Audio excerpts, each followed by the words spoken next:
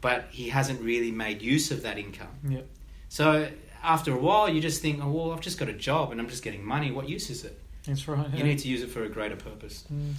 I think having a job as opposed to being an entrepreneur, it requires a different set, the same set of skills, but I'm going to go back to, it's just not for everyone.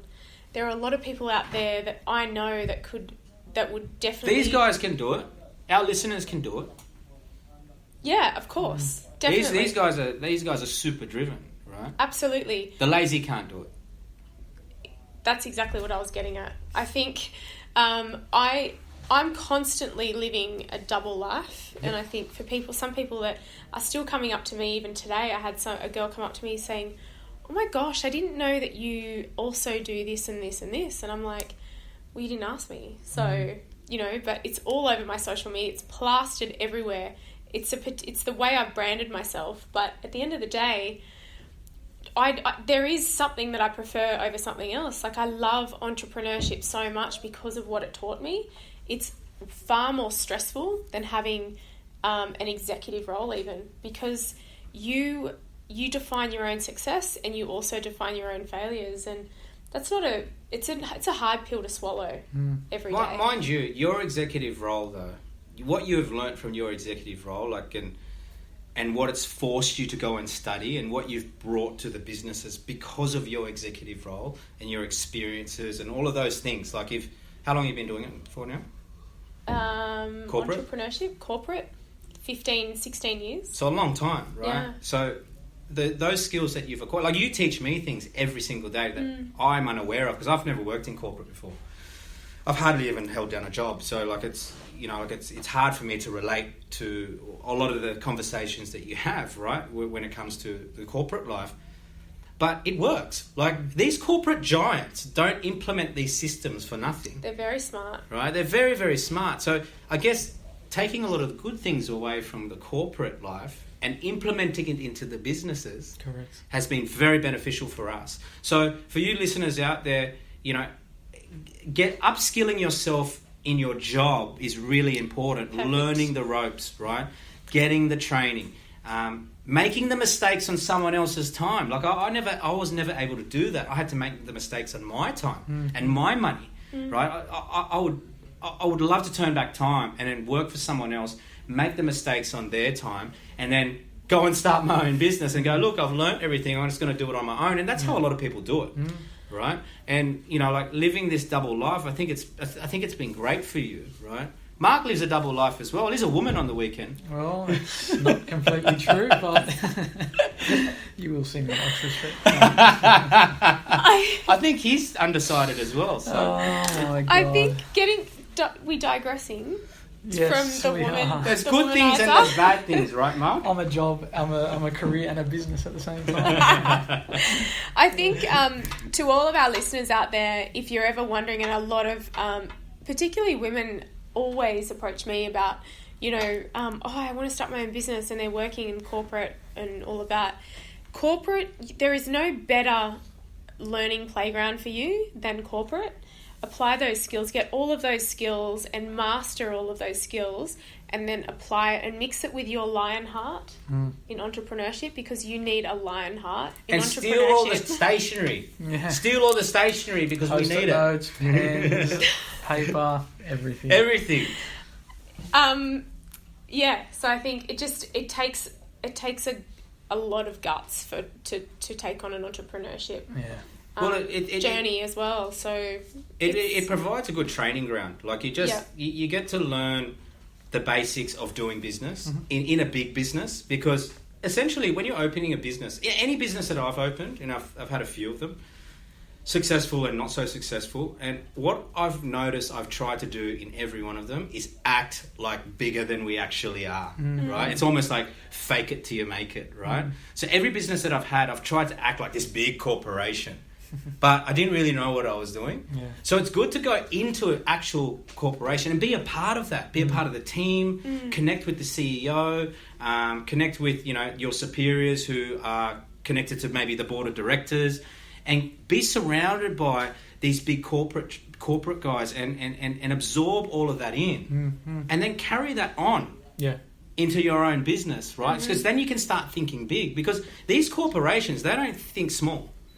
They don't Absolutely think. not. They Well, don't. they not. They can't. They don't have a choice. Yeah, they're not thinking about the pennies, that they can save. They're thinking big picture stuff because they've got to make millions in order to service its overheads, right? So if you can adopt that mindset of how a big corporation thinks, minus all the petty politics that happens in between, I get it, right? But if you can implement that into your business and think big, because I find a big mistake small business owners make when they first get into business is they think too small. Yeah. Right? Because they're trying to save all their money.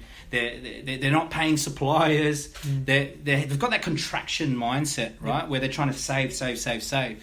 Where what they should be doing is having that growth mindset. And Jade, you talk about it quite a bit. Having that growth mindset is really important. You need to. But you've got to hang around the right people, because there's a lot of people in corporate who will drag you down because they're just trying to, save their positions and all of that sort of thing. But who you want to surround yourself with are the people who own the business. Exactly. I think I talked about this in my blog this week about navigating your own career and taking responsibility for it. And I see a lot of people in the corporate world that sit there and they just wait for the next opportunity. They're like, I've been here for 10 years, I've got my long service leave, someone's going to tap me on the shoulder and I'm going to get the next role available to me in my specific field. And you're going to be waiting a long time. You need to, if you're wanting to digress into entrepreneurship, if you want to follow that journey, if you just want to be bigger and better in your career, whatever is your thing, you need to take responsibility for your own career, your own business. A lot of people just don't.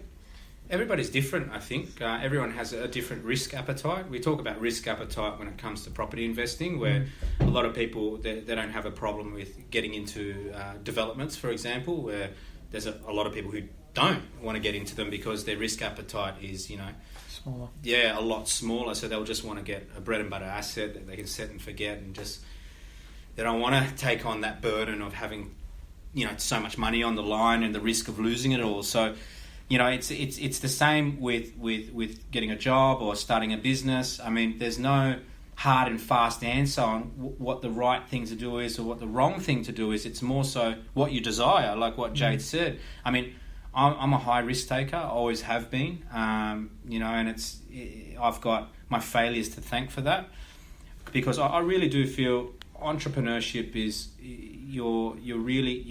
your strength is based on how many failures you've gone through. And a lot of people who are amateur to business don't understand that. So like, I recently went into business with someone a couple of years ago, and he basically said to me, he goes, Zah, what would you know? Your business doesn't make any money. And back then I used to think, oh well, yeah, what would I know? Like I'm a bit of a failure, right? Now I think, you know what? Like, that's actually a good thing. I want to be around people who have failed in business rather than just succeeded in business, because I can learn from their failures. And I know those people have character, because that's what builds character. Those failures and adversities that you get to go through. And a lot of our listeners who are new to business and are going through some tough times, because I know a lot of people who listen to this are up and coming entrepreneurs who are looking for motivation, self-improvement and all of that sort of thing. If you're going through a failure right now, I really advise you to think long term, because what's going to happen, it could be 5 years down the track, 10 years down the track. You're going to look back on it and go, that's actually a reward for you, because it's all meant to happen. Yep. Absolutely. Like Tony Robbins says, he goes, life happens for you, not to you. Yeah. Absolutely. Right? So everything's happening for a reason. That's what that means, right? Yep. At the time, it feels like the whole world is caving in. And you know what? This could apply to people in work as well. People who have jobs. People who get fired. Like, I got fired from every single job that I had. I think I kept one job, right? And I didn't even like it, right? I got fired from every single job that I had. But you know what that did to me? Look at me now. That's right. I wouldn't be the person I am today if I didn't get fired from every one of those jobs. So that happened for me, not to me. At the time, though, I was like, oh, man, like, this is the worst thing in the world. But it actually built who I am. Of course, Yeah. One thing, sorry, Jade, I wanted to bring up, and it may be slightly off topic to what we were discussing there, is another point that's been made. It's not here. about you on the weekends, is it? No. It's the fact that by having a job, you work less hours as opposed to owning your own business. I think that's very debatable. Depends what job you're in. Yeah. I've conceded.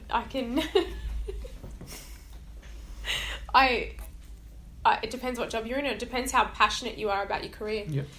It all depends on and what value you think that you add. So in terms of corporate, I think,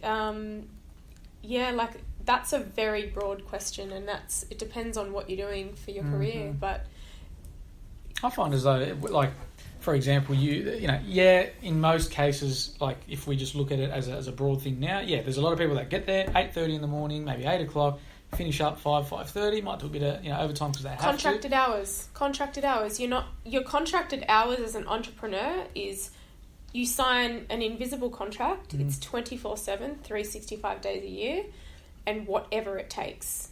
And your salary is blank because it's whatever it might be. So I think, and that's what people need to be prepared for. Having your own business, and a lot of people are like, I've got my own business and I run my own company, and it's like, people think that that's so glamorous and they don't know what actually goes in behind the scenes. I talk to I've got a lot of girlfriends that do have their own businesses, and I've watched a lot of women grow up into the ranks of their own business and be very successful. I'm going to name one person, Charlie DeHaas from Clean Treats. One of the hardest working women that I know. Yeah, and I've watched her, and I've known her. I've been a friend of hers for a few years, and I've watched her. I remember when she first started and left her sales rep role, and her business is flourishing, and she's so successful, and she's got women that follow her from all around the world, and she's speaking, and she's so inspiring. But people see that glamour of her, and they forget that exactly what she had to do to get it's the same with you. Successful. It's the same with you. Like people, like women in business at the moment is massive, right? Like because it's such a big thing right now, and I think it's beautiful to watch because it's great seeing all of these women, coming up through the ranks. We've got a very special lady coming on to our podcast next week, and it's great. Like we've actually getting more feedback from females.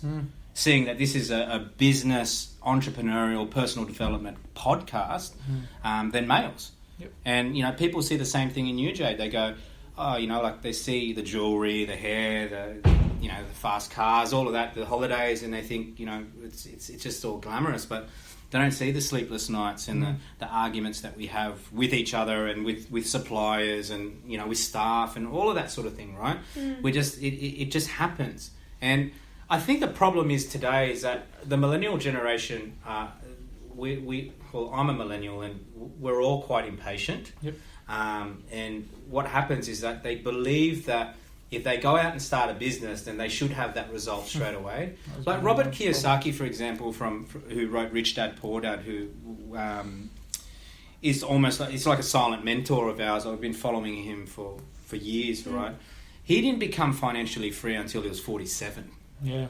Right. So he worked on that since he was 25. And now he's extremely financially free. Yeah, he's like Warren Buffett, right? Yeah. But with a lot of millennials, for example, they get into business and they think 1, 2, 3 years, and they expect to be killing it. It's not the case. Andy Frisella, who owns First Form supplements in the States, it took him 12 years before he actually paid himself. 12 years, right? I went into business with someone a few years back, and we did business for 12 months, and all of a sudden he had his hand out, and then he basically left the business because he couldn't hack it anymore. It's just that impatience, right? Yeah. Like that patience is key when you are looking at running a business or opening a business. And a lot of people look past that because they think they see the glamorous side, because social media, for example, shows the highlight reel. It doesn't show all the failures. That's why I'm very open with my failures on social media, because I want people to know that it's not all about glitz and glamour. Absolutely not. Right? There's a lot of tough times that go into it, and it's a lot of blood, sweat and tears, and it's okay, right? It's okay to be like that. It's okay to have bad days. You're going to have good days, but we all have bad days. Probably have more bad days than good days. Yeah. Right?